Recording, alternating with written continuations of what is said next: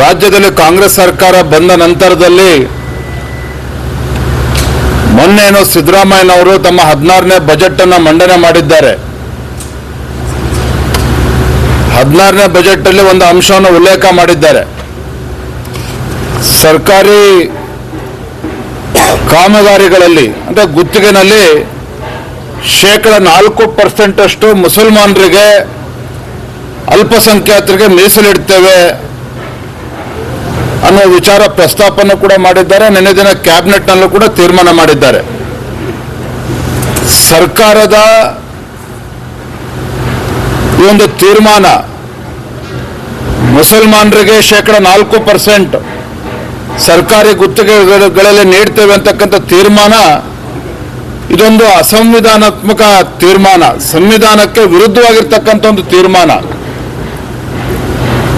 ಸಂವಿಧಾನದಲ್ಲಿ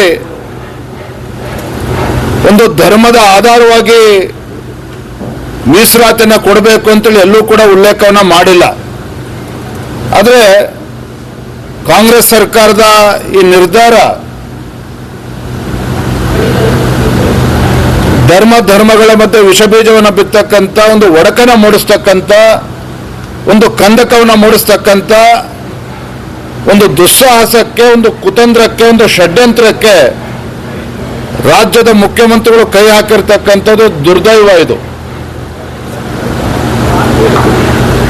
ಒಂದು ಓಲೈಕೆ ರಾಜಕಾರಣ ಎಷ್ಟರ ಮಟ್ಟಿಗೆ ಬಂದು ನಿಂತಿದೆ ಅಂತ ಹೇಳಿದ್ರೆ, ಅಲ್ಪಸಂಖ್ಯಾತರು ಅಂತೇಳಿ ಮುಸಲ್ಮಾನರಿಗೆ ಇವತ್ತು ರಿಸರ್ವೇಶನ್ ಕೊಡ್ತಕ್ಕಂಥದ್ದು ಗುತ್ತಿಗೆನಲ್ಲಿ ಭಾರತೀಯ ಜನತಾ ಪಾರ್ಟಿ ಇದನ್ನು ಬಲವಾಗಿ ನಾವು ಖಂಡಿಸ್ತೇವೆ.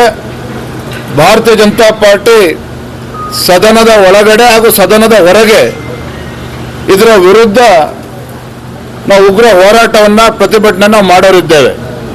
ಯಾವುದೇ ಕಾರಣಕ್ಕೂ ಈ ಸರ್ಕಾರದ ಇದು ಪ್ರಜಾಪ್ರಭುತ್ವ ವಿರೋಧಿ ನಿಲುವನ್ನು ಏನು ತೆಗೆದುಕೊಂಡಿದೆ, ಇದನ್ನು ನಾವು ವಿರೋಧ ಮಾಡ್ತೇವೆ.